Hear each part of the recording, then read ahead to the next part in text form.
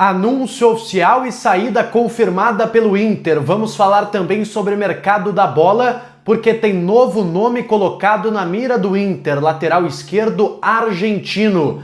Também vamos falar sobre uma mudança feita pela direção colorada e que vai impactar diretamente nos próximos jogos do Campeonato Gaúcho e também até no Campeonato Brasileiro. Vamos falar sobre isso depois que você deixar o seu like nesse vídeo, se inscrever aqui embaixo e ativar o sininho das notificações. Tudo bem, galera? Muito boa noite para vocês. Estou de volta aqui no canal para a gente falar sobre o Internacional e as suas informações. O Inter está se movimentando aí principalmente pensando na partida de amanhã contra a equipe do Monson. Hoje pela manhã aconteceu o último treinamento antes desta partida e uma decisão bem polêmica e impactante foi tomada pela direção colorada.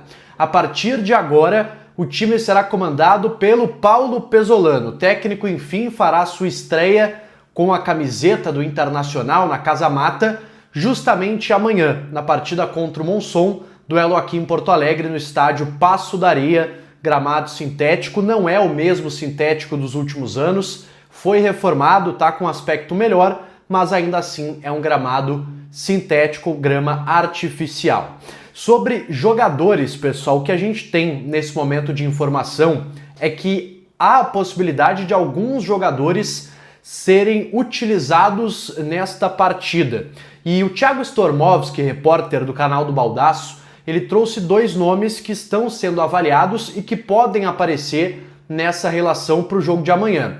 Bernabei, o lateral esquerdo, e o volante Bruno Henrique. Esses dois jogadores estão aí sendo destacados do grupo, principalmente pela parte física, pelo fato de não se lesionarem com frequência.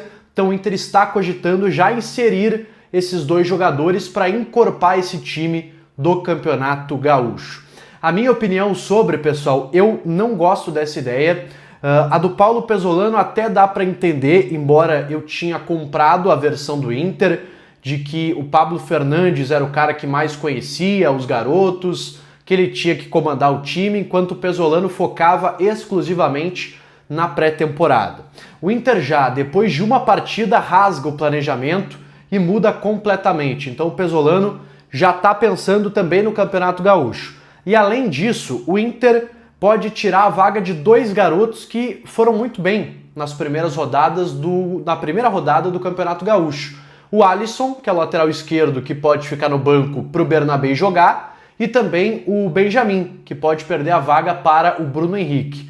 Então acho uma péssima decisão tomada pelo Internacional. Acho que o Inter está cedendo à pressão, deveria ter o seu planejamento muito claro, mas nem isso acontece, né? O que mais a gente pode esperar do presidente Alessandro Barcelos nesse sentido? Planejamento a gente já conhece que não existe, vai conforme o vento e as decisões vão sendo tomadas. Eu só espero que o Inter esteja ciente do seu principal real objetivo, que é o Campeonato Brasileiro. Já nas três primeiras rodadas, o Inter enfrenta o Atlético Paranaense, que hoje tem um time melhor que o Internacional, enfrenta o Palmeiras e o Flamengo. Eu não preciso mais dizer nada, esses dois times também muito superiores ao Colorado. Então o foco tem que estar aí, em não colocar jogadores a jogar no gramado sintético do Passo da Areia. O mercado segue se movimentando com muita velocidade. O Internacional segue aí buscando as suas contratações. O Félix Torres, muito próximo de ser anunciado.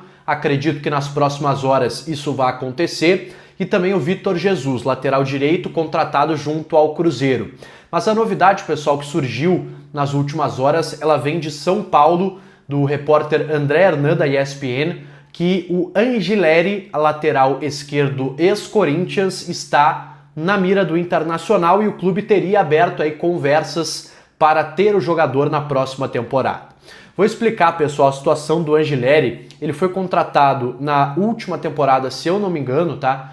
Foi uma indicação do Ramon Dias, ele jogava no Getafe da Espanha e foi contratado para o Corinthians. Só que ele tinha contrato somente até o final do ano passado. No dia 31 de dezembro, esse contrato se encerrou.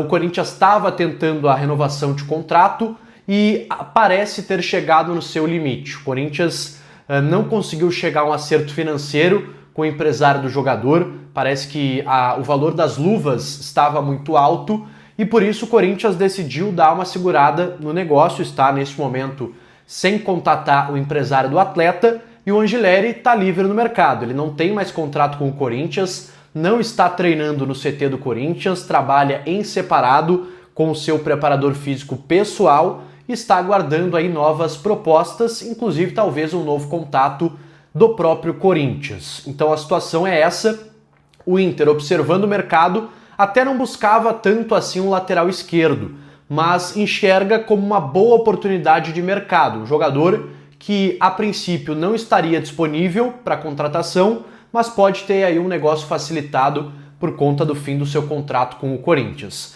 Um detalhe interessante, pessoal, é que o Anghileri ele pode ser zagueiro também. Então, além de lateral esquerdo, ele pode ser zagueiro.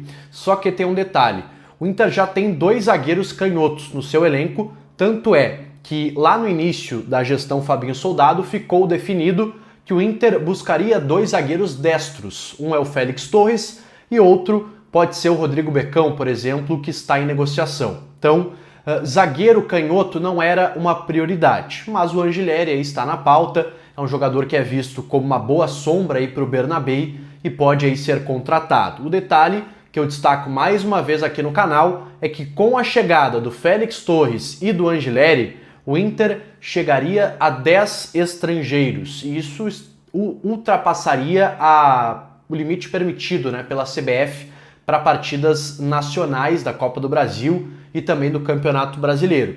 Talvez não seja um problema muito grande, até porque o Benítez, por exemplo, está muito perto de sair, o Inter aguardando apenas um destino aí para esse jogador, mas ainda assim o Inter estaria contratando um reserva lateral, que pode ser zagueiro, mas que vai estar ocupando ali uma vaga de estrangeiro. Também não é um jogador barato, porque, convenhamos, se o Corinthians, que apesar de estar endividado, paga salários astronômicos para os seus jogadores, não conseguiu fechar com o Anghileri, imagina o Internacional. Então, vamos aguardar aí as cenas dos próximos capítulos, mas é um nome que sim está na mira do Colorado. O Inter pode envolver Bruno Gomes em uma troca por Bruno Rodrigues do Palmeiras? Foi essa a informação que surgiu no centro do país, uma possibilidade de troca envolvendo o volante do Internacional.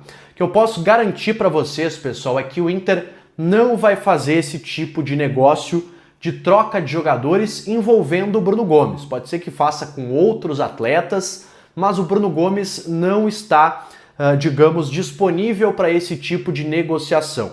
A não ser que o Palmeiras oferecesse, por exemplo, o Bruno Rodrigues, em definitivo, mais um valor bem considerável, na casa dos 4, 5, 6 milhões de euros para o Internacional. Aí poderia ter conversa. Mas somente troca de jogadores, o Inter não vai conversar com o Verdão sobre essa possibilidade. O Bruno Gomes é visto como um dos principais ativos hoje do Inter após a saída do Vitão. Então o Inter enxerga como muito positiva a presença do Bruno Gomes e a possibilidade também de valorização desse atleta.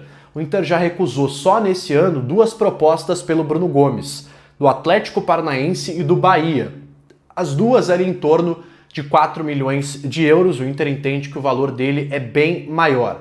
Embora, pessoal, o André Curi, que é o empresário do Bruno Gomes, esteja tentando tirá-lo do Internacional, e essa é a informação que a gente tem, que ele está tentando cavar um negócio, já tentou no Bahia, agora tentou no Atlético Paranaense, pode estar tentando também no Palmeiras, mas o Inter tem uma postura muito firme de não querer negociar o Bruno Gomes. Não quer dizer que não vá, é claro que chegando uma proposta muito acima do que o Inter está esperando, uma proposta considerada irrecusável, o negócio pode acontecer, mas não é desejo da direção do Inter nesse momento se livrar do seu talvez principal volante, que é o Bruno Gomes. Então, podem ficar tranquilos, não vai ter troca esdrúxula de Bruno Rodrigues por Bruno Gomes, a não ser que o Palmeiras ofereça muito mais em dinheiro para que essa negociação possa avançar.